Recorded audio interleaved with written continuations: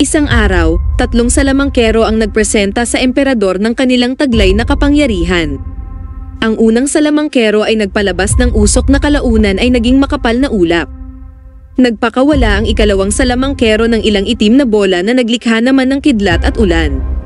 Namangha ang lahat maging ang emperador. Ngunit sa di inaasahan, ang estatwang dragon ay biglang nagkaroon ng buhay at naghasik ng lagim. Hindi maintindihan ng mga salamangkero kung ano ang nangyayari at bigla na lang silang sinalakay ng dragon.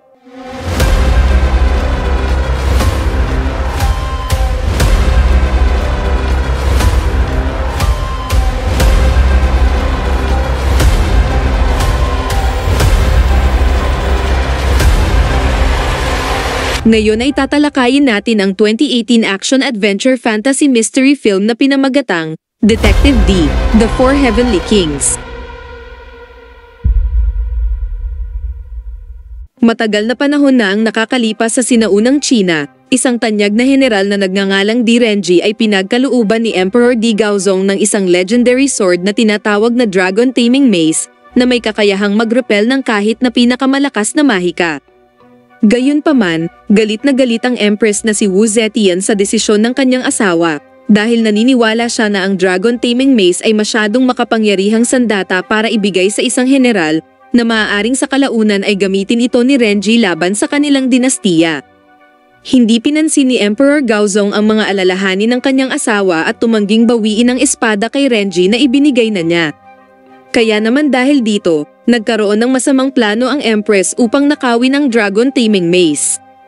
Itinalaga ni Empress Zetian ang pinuno ng Royal Guard na si Yuchi Shenzhen na pangunahan ng isang pangkat ng mga mersenaryong mangkukulam upang nakawin ang Dragon Taming Mace mula kay Renji. Si Yuchi ay walang magawa na sumang-ayon sa utos ng Empress, ngunit sa ilalim ng kondisyon na hindi dapat maparusahan si Renji sa planong ito dahil matalik na magkaibigan si Yuchi at Renji. Pumayag ang Empress sa kondisyon, gayunpaman, lihim niyang inatasan ng mga mersenaryong salamangkero upang patayin si Renji. Ipinakita ng mga mersenaryong salamangkero ang taglay nilang abilidad. Ang pinuno ng mga salamangkero na si Huatian ay may 4 na kamay na may kakayahang magpalabas ng anumang elemento sa nais niya. Isang spectral blade na may kakayahang kontrolin ang kanyang sandata, isang fire master na may kakayahang magpalabas ng apoy at kontrolin ito, at isang flying shadow na may kakayahang pawalain ang mga bagay sa hangin. Gayunpaman si Yuchi ay hindi humanga sa kanilang mga abilidad na sinasabing sila ay mga scammers at ang mahika daw nila ay may halong daya. Bago matapos sa pagsasalita si Yuchi, napansin niya ang isang bagay na nagtatago sa anino ng Empress, kaya sinimulan niya itong atakihin gamit ang kanyang sandata.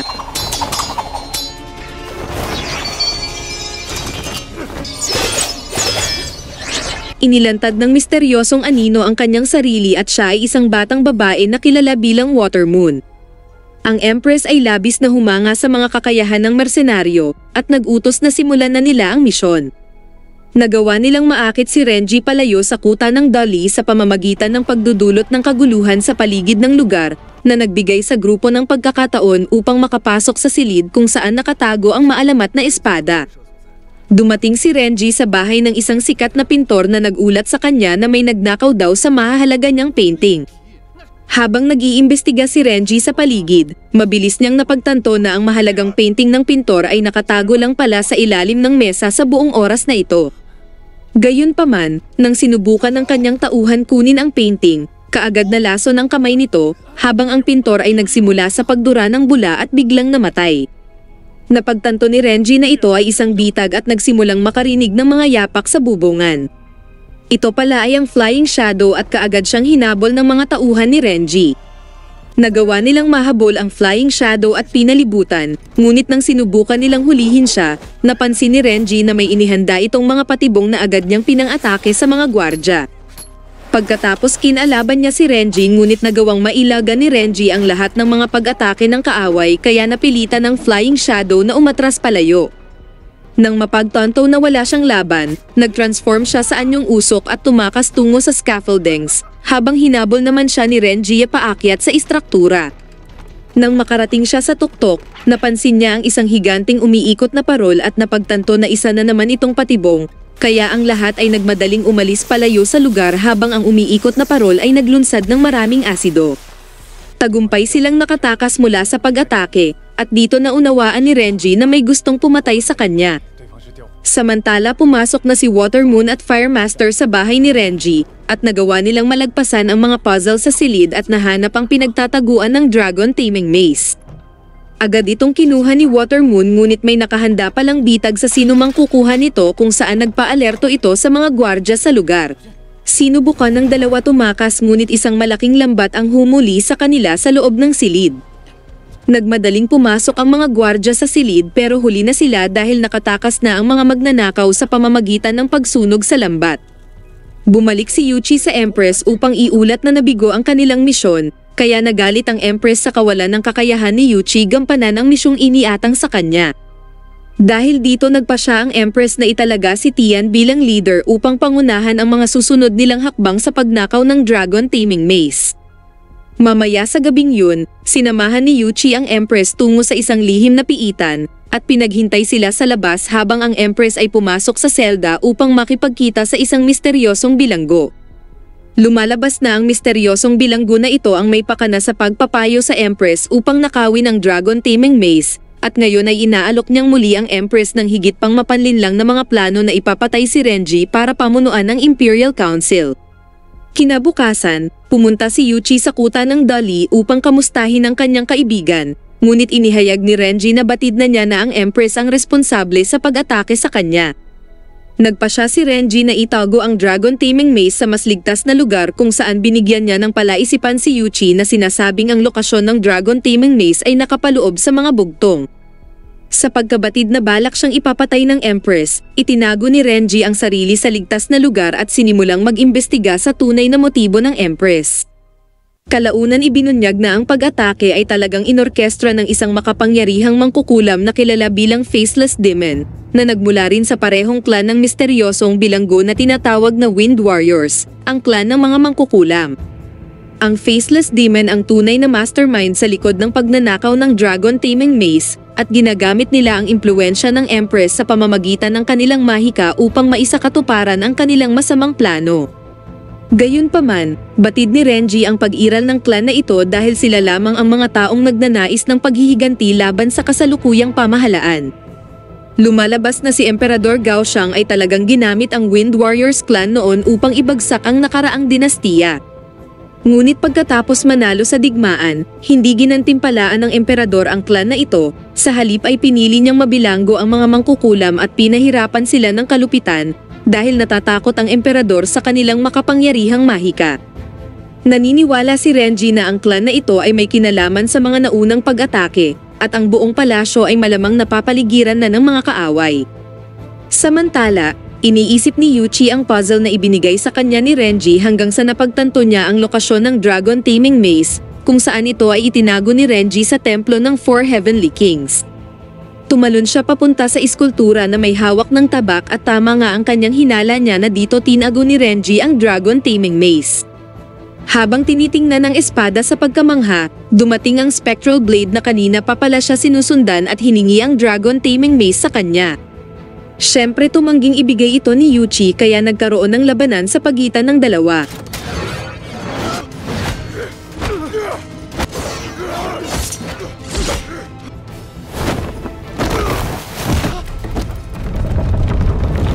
Papatayin na sana si Yuchi ng kalaban, mabuti na lang iniligtas siya ng Dragon Taming Maze. Ginamit ni Yuchi ang espada at nagawang matalo ang Spectral Blade.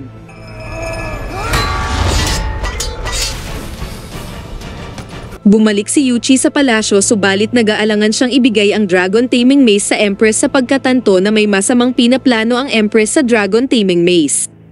Pagdating niya sa silid ng konseho, sinalubong siya ng mga salamangkero na may panunuya. Dumating ang Empress at sa kanyang pagkabigla, itinalaga ng Empress si Tian na maging bagong pangkalahatang general kapalit ni Renji dahil kasalukuyang nagtatago si Renji. Ang mga mangkukulam ay nagtipon sa harap ng emperador upang patunayan na sila ay karapat-dapat sa posisyon, at sinimulan ni Tian maglabas ng usok sa hangin, na kalaunan ay bumuo ng isang kulog sa loob ng silid. Ang Fire Master naman ay nagtapon ng ilang aparato sa hangin na nagdulot ng kidlat at pagbuhos ng ulan sa loob ng palasyo. Bago pa maipagpatuloy ni Tian ang palabas, ang ulap ay nagsimulang dumilim habang lumalaki ito, at ang lahat ng mga salamangkero maging si Tian ay nalilito sa kung ano ang sanhi ng sitwasyon. Sa lalong madaling panahon, ang ribultong dragon sa haligi ay nagsimulang gumalaw at nabuhay. Namangha ang emperador sa nasaksihan ng kanyang mga mata, hindi alintana ang panganib na dala nito. Ang nilalang ay umikot at nagsimulang bumuga ng apoy palabas ng palasyo. Pagkatapos binaling ng dragon ang pansin tungo sa Firemaster at naglunsad ng pag-atake sa matanda kung saan mabilis itong nilamon ng apoy hanggang sa maging abo. Sinubukan ng Flying Shadow tumakas ngunit madali lang din siyang nahuli ng dragon sa hangin at nilunok sa tiyan. Galit na umatungal ang nilalang sa mga sundalo bago pumaitaas patungo sa kisame. Mabilis na tumakbo si Yuchi palabas para alamin kung sino ang responsable sa pangyayaring ito. Tumalon siya sa pader at napansin ng isang Royal Guard na pinapatay ang mga sundalo. Pinigilan ni Yuchi ang Royal Guard ngunit laking gulat niya na ang lalaki ay kamukang kamukha niya mismo. Tumakbo kaagad ang impostor, dahilan para siya ay hulihin ng mga gwardya bilang isang kriminal. Mabilis na nakarating ang balita kay Renji at inutusan ang kanyang kaibigan na si Shatuo na pumunta sa monasteryo upang humingi ng tulong sa monghe na si Master Yuanse, isang dalubhasa sa mga ilusyon at mahika. Inutusan niya rin ang kanyang mga tauhan na akitin ang mga tumitiktik sa kanila palayo sa kuta ng Dolly na nagpahintulot kay Shatuo na lihim na makalabas tungo sa back entrance, habang si Renji naman ay pumunta sa palasyo upang palayain ang kanyang kaibigan. Napansin sila ni Watermoon kaya hinabol niya sila, ngunit napatigil ng masalubong ang sundalo ng Wind Warriors na nagpasyang patayin siya dahil wala na raw siyang pakinabang sa kanila.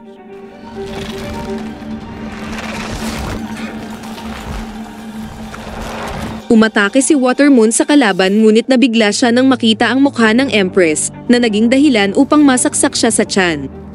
Sinubukan niyang iwasan ang mga pag-atake mula sa kaaway, hanggang sa nakatakas siya sa bubungan at kalaunan ay bumagsak sa gusali. Tumakbo siya at nagtago sa kamalig para iligtas ang sarili habang patuloy siyang hinahanap ng mga salamangkero. Kasabay nito, nakarating si Renji sa bilangguan sa loob ng palasyo at pinalaya si Yuchi sa selda. Inihayag ni Renji na ang Empress ay malamang na nasa panganib at dapat nilang protektahan siya mula sa kapangyarihan ng Wind Warriors clan.